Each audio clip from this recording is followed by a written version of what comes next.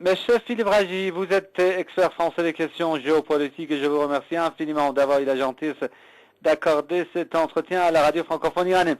Monsieur Ragy, la chancelière allemande Angela Merkel, Madame Angela Merkel, se trouve en visite dans la région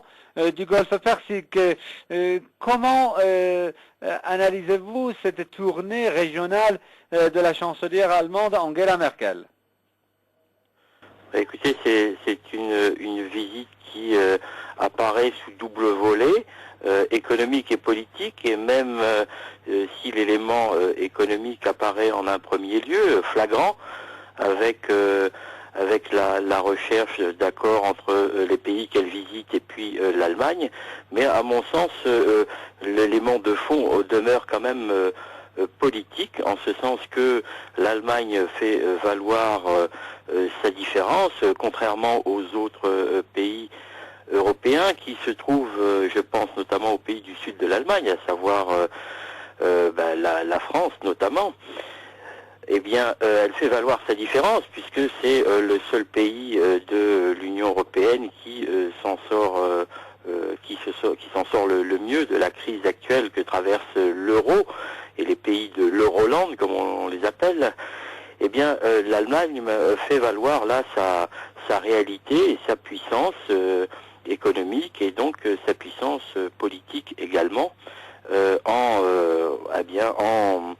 visitant ces pays du Golfe et redorant là son blason, mais en fait il y a un écho qui est envoyé bien sûr aux autres pays européens, notamment la France qui a beaucoup visité ces pays ces derniers temps. Monsieur Ragy, en fait, il y a des analystes qui disent aussi, s'agissant en fait de l'objectif de cette visite, qui disent que en fait la crise financière en Europe oblige la France se tourne vers des pays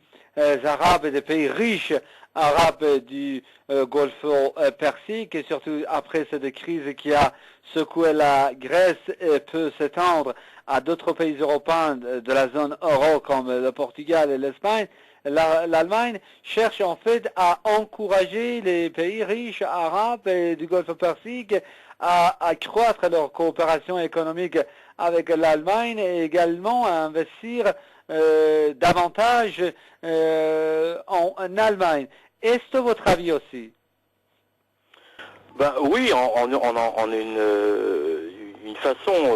oui, enfin en tout cas en partie, c'est effectivement vrai. Mais néanmoins, à mon sens, c'est plutôt une visite dont le but ultime est quand même de faire valoir au sein de l'Union européenne sa prééminence de l'Allemagne par rapport notamment à un autre pays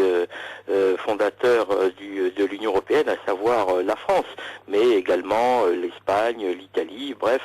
les autres pays qui actuellement sont plutôt touchés durement, économiquement parlant, à cause de ces problèmes budgétaires et de rigueur qui s'ensuivent et qui sont en train d'être mis en place. Donc c'est comme ça plutôt que j'interpréterai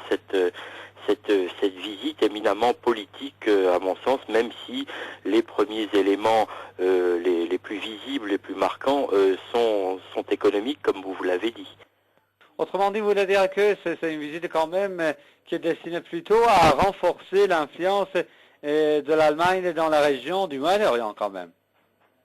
Oui, effectivement, je vous dis, il y a des éléments économiques qui sont les plus manifestes, mais le fond propre, enfin